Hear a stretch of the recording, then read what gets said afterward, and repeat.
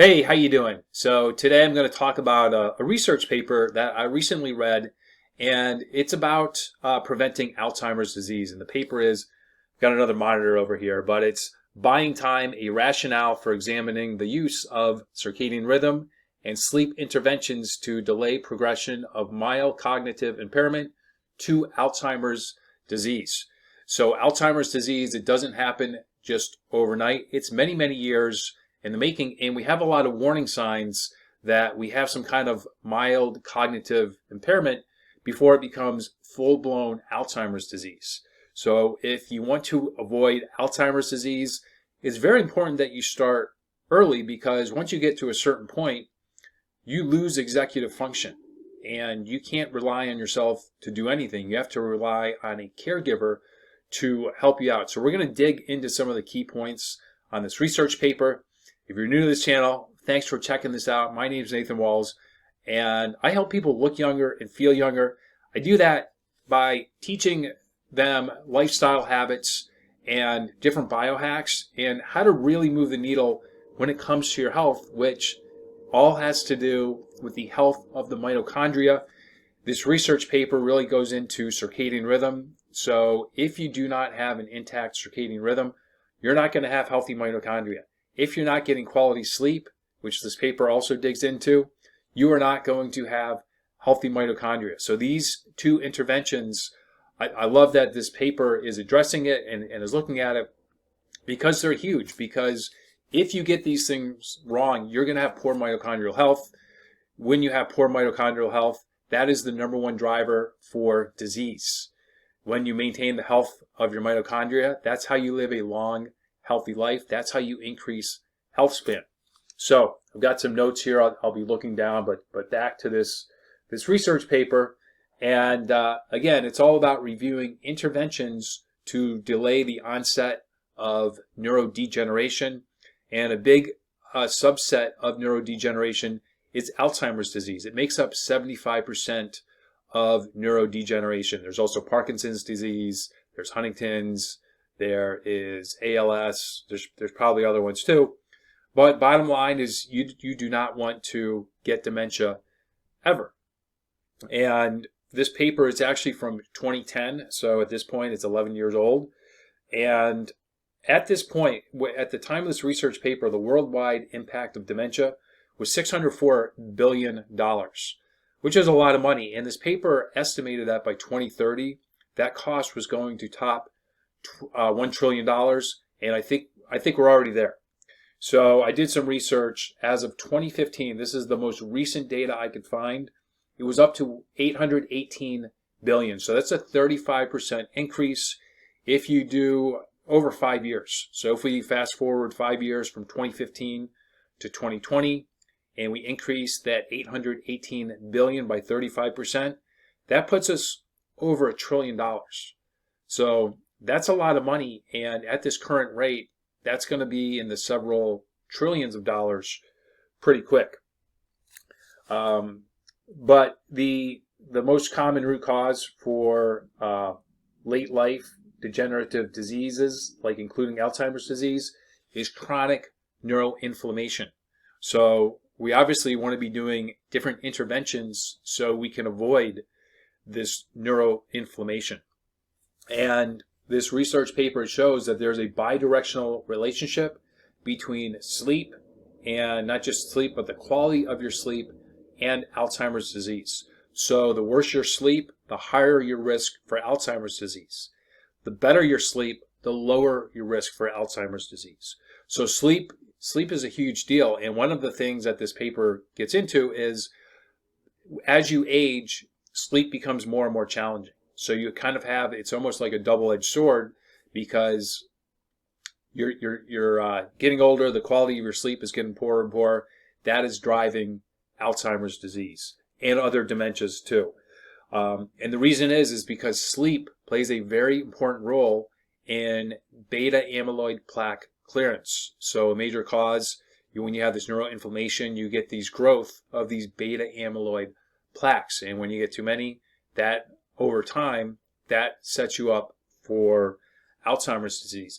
Now, something else really interesting that I came across when I was just doing some research, is that 62% of healthcare providers believe that dementia is just a normal part of aging. So if I had a healthcare provider and they believe that, then I'd be finding a new healthcare provider. And yeah, dementia's been around a long time. I have several grandparents that had dementia, so it's been around a long time.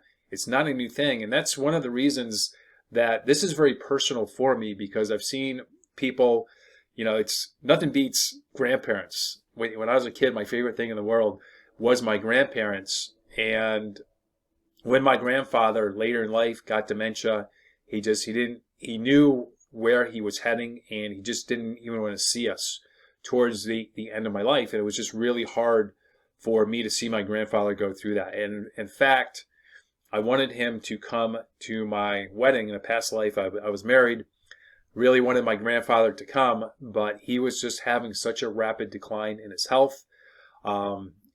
With his executive functions, he's like, "Nathan, I feel I would make an embarrassment of myself if I came to your wedding." And I was really sad not to have him there, but I was even more sad that his health was in this state.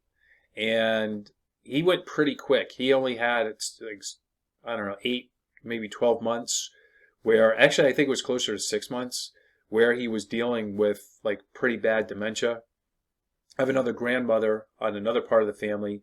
She spent, I don't know, like 7, 8 years having to be cared for by one of my other grandfathers. So it became his full-time job. She was very fortunate to have someone, her husband, her spouse, to care for her, because a lot of people don't get that. But anyway, my point is, I kind of went off on a tangent there. Sorry about that. But my point is we are seeing dementia, neurodegeneration, Alzheimer's disease. We're seeing it show up much younger. And we're seeing it show up in people sometimes as young as in their 20s, but it's becoming much more common in 30s, 40s, and 50s, whereas people used to get it at the end of their life. My grandmother didn't get it until she was in her 80s. She lived to be 91 or 92. My grandfather, he was in his early 80s when he died. But now we're seeing people get it at 10, 20, 30, 40 years earlier. So is it a natural part of aging, or is there some kind of environmental factor that's driving it? This research paper points to poor quality sleep and a disrupted circadian rhythm as being a major driver of Alzheimer's disease. So if you followed this channel for a while, if you know me personally, or if you're a subscriber to my newsletter, you know that I've been talking about this for years and years and years. And there's so much proof out there that when you have a disrupted circadian rhythm, it sets you up for chronic disease. And this is a really big one with neurodegeneration, because as I mentioned before, and most people know this, because pretty much everyone today knows somebody that has Alzheimer's disease. But once you get to that point, there's no going back. We don't have a cure at this point for Alzheimer's disease. And while there have been some interventions that slow it down and even reverse it, it's very rare, and you're kind of at the mercy, or you're really depending on the people that you have in your life that are going to go out of their way to try to help you out, which it's a very slim chance of turning it around at that point. And actually, there was a recent drug, Alzheimer's drug, approved by the FDA. It's very controversial. 3 people on the FDA approval board actually resigned over this drug being passed because they did not believe it should have been passed. It, let's see, it has a cost of $56,000 a year. It doesn't cure Alzheimer's disease. It doesn't reverse Alzheimer's disease. It slows the progression. So this is going to increase insurance costs. It's a very expensive drug. And like I said, it's just going to have people spending more of their life in this state where they don't have control of their executive function. So one of the members on the board, they said this was probably the worst drug approval decision in recent U.S. history. So again, it doesn't stop the disease, doesn't reverse it, it only slows the decline. So maybe A couple years from now, they will come out with a drug that does actually work, and some of the people that had their slow decline, this drug will benefit them. I don't know. I'm not going to hold my breath. Right now, I'll put my money on prevention rather than hoping that a cure comes out at some point. So back to sleep. It's critical for clearance of these amyloid beta plaques. It's critical to reduce inflammation, not just in the body, but also in the brain. When you sleep, that's when your brain, it clears out toxins, not just amyloid beta plaques, but we all have exposure to hundreds, thousands of different chemicals today. All these different things that cause inflammation in the brain. If you're not sleeping well, those toxins are going to build up in your brain, and at some point, you're going to be dealing with some kind of neurodegenerative disease. So you really want to be honing in. You really want to be figuring out, okay, what do I have to do to get good quality sleep? And when I say quality sleep, it means you wake up in the morning, and within a few minutes of waking, you feel well rested. You feel good, and you have the energy to take on your day, and that energy should last all day. If you're waking up and you're just super groggy and you can't get going until you have coffee, which was me for many, many years, you can fix it. But if that's you, then guess what? You've got some work to do. And until you fix that, you're increasing your risk for getting some kind of dementia, for heart disease, stroke, all these different chronic diseases. So a big thing I hear today, it's not as bad as it used to be. When I was in corporate America a number of years ago, so many people I knew and worked with took pride in how few hours of sleep they got. It was all about like who can work the most, and that's not wise. I mean, what's the point of busting your butt, saving up, and then you get towards the end of your life and you have dementia? You just don't even know what's going on. Someone has to wipe your butt. You can't even go to the bathroom by yourself. But still, there's a lot of people I talk to. They're not sleeping well. A lot of entrepreneurs I'm connected with, they stay up really late. And when you're staying up really late, that disrupts your circadian rhythm. So you want to be, when it's dark out, that's when you want to be sleeping. When it's light out, that's when you want to be awake. The staying up late, sleeping in, that disrupts your circadian rhythm. That's going to increase your inflammation. It has an impact on your mitochondrial health, and you are increasing your risk for Alzheimer's disease. And you're essentially, you're trading money for time. So you might be making more money in the short term, but that's at the expense of a lot of your time. Because again, what's the point of living life if you can't do the shit you want to do? If you have to rely on somebody to take care of you, if you don't even know what's going on, if you don't know what day it is, if you can't remember if you had lunch or not. Something else I wanted to point out in this paper, so mild cognitive impairment, that can show up 10, 15, 20, even 30 years before kind of full-blown Alzheimer's disease. It usually happens quicker than 30 years. But if you have problems with memory, if it's hard for you to focus, if you have just poor executive function, then you've got some kind of mild cognitive impairment. And if you do not address that, if you don't fix your sleep, if you don't fix your circadian rhythm, you're going to be dealing with dementia at some point, most likely Alzheimer's disease. And from 2010, I think it was about 18% of people 65 and older were at that stage in their life. I guarantee it's a whole lot higher now, because a lot of the other papers I've read, we're seeing Alzheimer's disease and other dementias show up much, much younger, decades and decades sooner than it has historically. The other thing with poor sleep is you increase your risk for type 2 diabetes. I did another video a month or so ago talking about 3 things that aren't even mentioned on the CDC website, on the the Diabetes Association website. This stuff isn't even mentioned. But blue light exposure at night, that increases insulin resistance. Insulin resistance sets you up for type 2 diabetes. There's also a direct correlation between type 2 diabetes and Alzheimer's disease. Another name for Alzheimer's disease is type 3 diabetes, because that's insulin resistance in the brain. The other thing it talks about is the caregiver burden. So as a caregiver, when you're caring for somebody that has dementia, you don't get quality sleep either, because lots of times they have to get up multiple times during the night to go to the bathroom, and that means a caregiver has to help them out. One of my longtime clients that I've worked with for years and years and years, her father has Parkinson's disease, and especially during COVID, it was very hard for her to find a nurse. So that burden fell on her. And she's up at all hours of the night caring for her father. And it's that's her life. She works and she cares for her father, and occasionally she gets to do some stuff that she wants to do.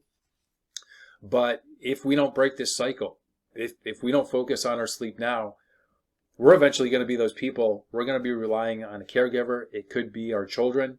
And that's it's a huge burden to really place on our children. So start now by fixing your sleep.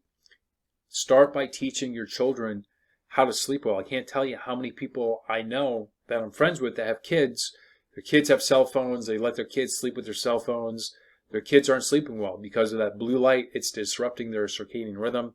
It's turning off the body's production of melatonin, and they are setting their kids up for chronic disease at a much younger age. Because when we were kids, if you're my age, I'm about 50, but even if you're, let's say, 40, when you were a kid, you didn't have a cell phone.